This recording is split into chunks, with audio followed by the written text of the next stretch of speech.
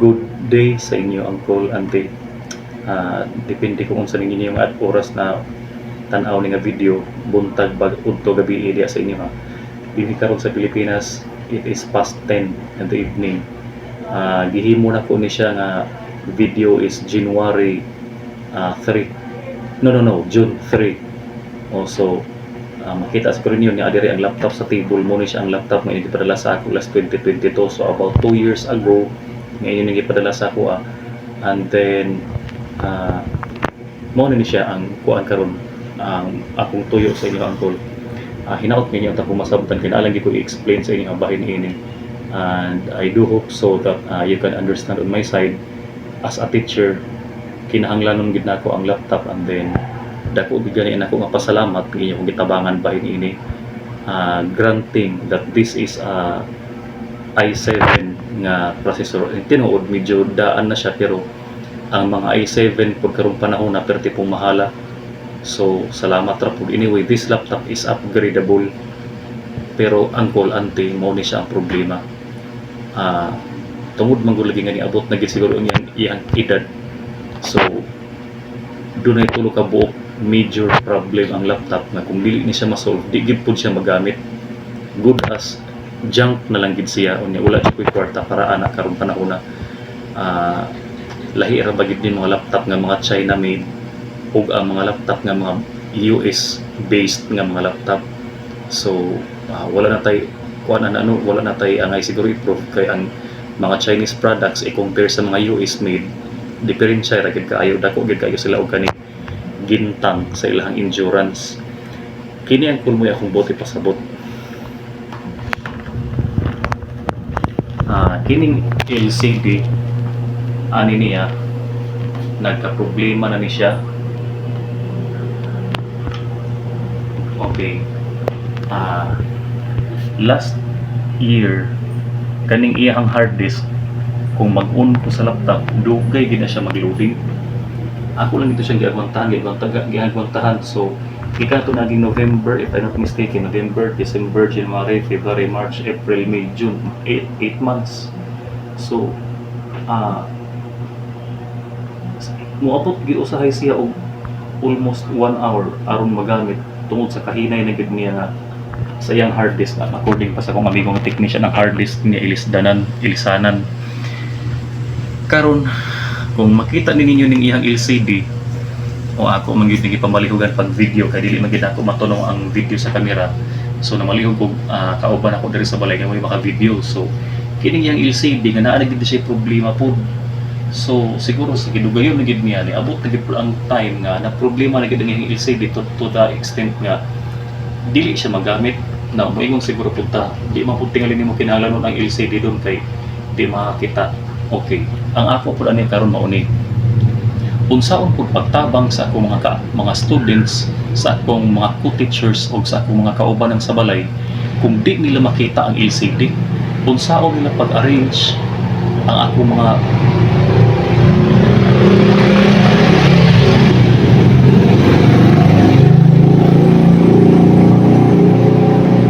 by the way, sorry Uncle sa Auntie sa mga disturbance ako sa itong gipalabay kapilin mag-uning karsada ni nga balay. So balik ta, unsaon man ako pa-assist sa ilaha kung na ako'y angay tarungon nga mga format, mga programs kung dili nila makita ang screen. So dapat the whole laptop should be fully operational. Usa pa ka problema ani Uncle, Auntie, kini iyang keyboard na yung mga part diri nga mo pilit na lang siya mag-type ko diri unsang letter din ako akong pang-type po na ko din. Although mutingog man ang laptop, musulti man na siya, pero muungot na bitaw ning iyang mga keyboard niya ba na ay dili lang matansya usahay kung asa nga letters ang mupilit. It's either A, it's either S, it's either G or H. Usa lang diha ang mapislit, usahay imbes usa ra nimo gyana muungot, maabot na nag-20 ka book, magsina delete. So dugang siya nga pagkalangay sa paghihimo sa documentary o sa nga mga forms o sa nga mga communication letters ang akong buot panghimuon.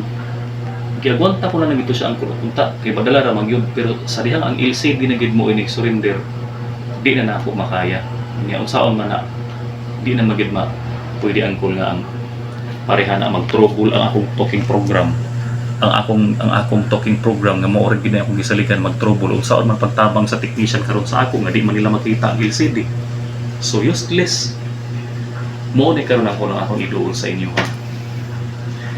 Ang Core i7 din sa Pilipinas regardless og unsa nga brand dili gid mo ubos og 60 to 70,000 ang kantidad.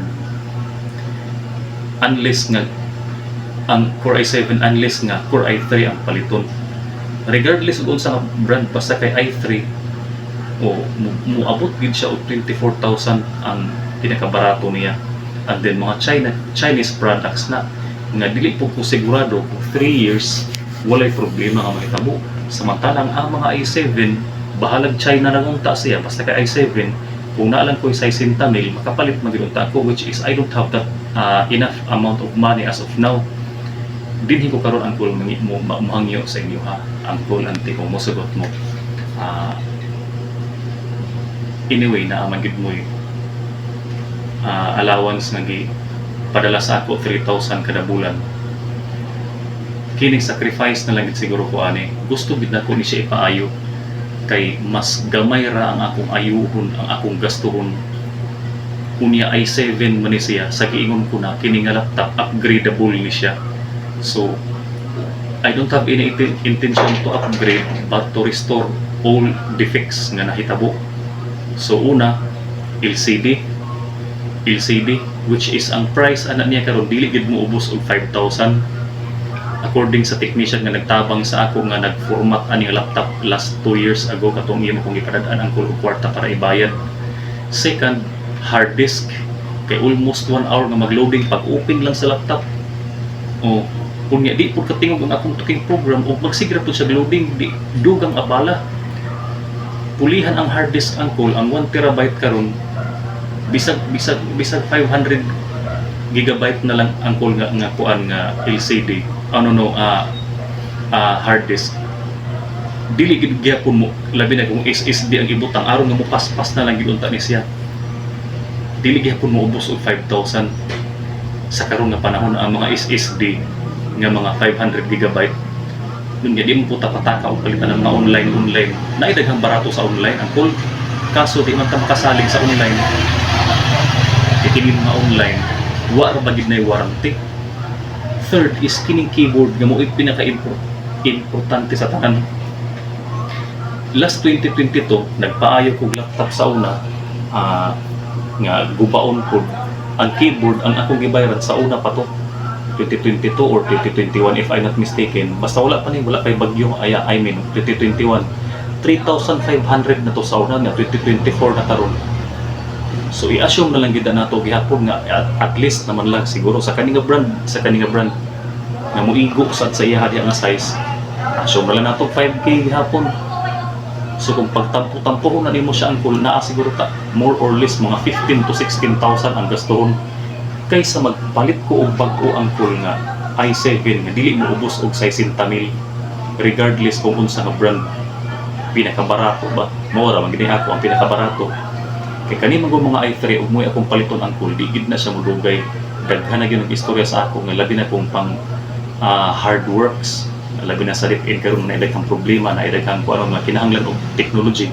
Ang mga baratong nga laptop once nga mo decline ang usa sa iyang mga IC ana kay baratohon ra man lagi.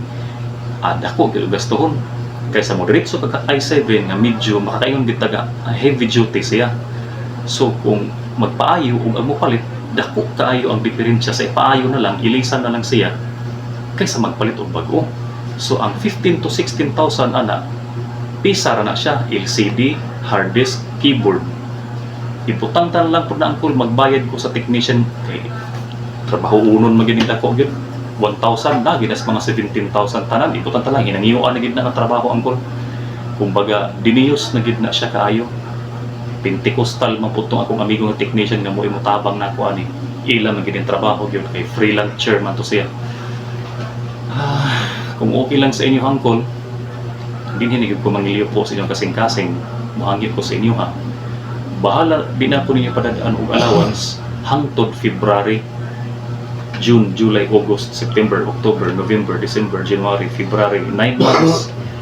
sa 9 months uncle siyam kabulan nga di na ko ninyo padadong allowance, bahala na lang, sacrifice na lang ko basta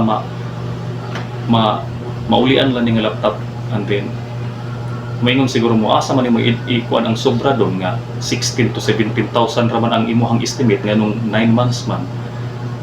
Apil na lang po na nakuan ko lang akong survival sa karong nga bulan, pero mao lagi ito akong giingon, sacrifice na lang ko, bahala, wala ko'y allowance nga ipadala sa inyo sa ako from June to February, sige na lang, basta ang importante maulian lang ni nga laptop kaysa magpalit og bag-o nga sobrahin mo pud kamahal.